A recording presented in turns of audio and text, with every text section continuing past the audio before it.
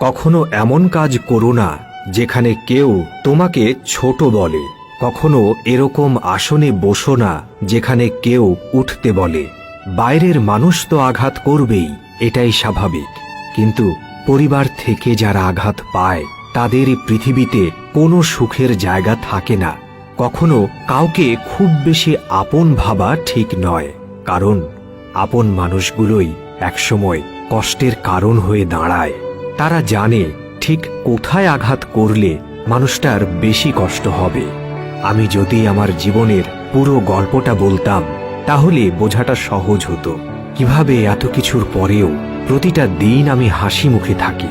আসলে কারো পছন্দের হওয়াটা খুব সহজ, কিন্তু সব সময় তার পছন্দের হয়ে থাকাটা বড্ড কঠিন।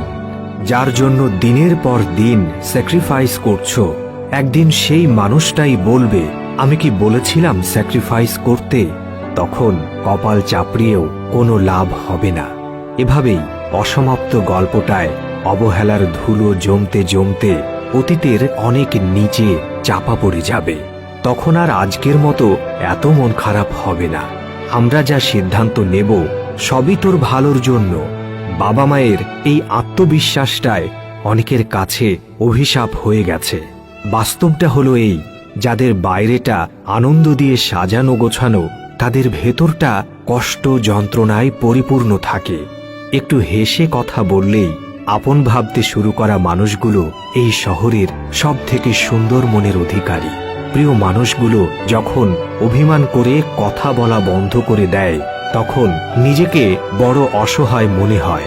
একটা কথা মনে রেখো, হারিয়ে গেলে কান্নার সময় থাকবে, কিন্তু মানুষটি থাকবে না।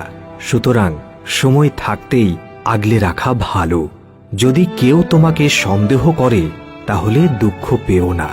মনে রেখো, সবাই সোনা বা হীরাকেই সন্দেহ করে, বোঝার চেষ্টা করে সেটা আসল নাকি নকল, কিন্তু লোহাকে কেউ কখনো সন্দেহ করে না।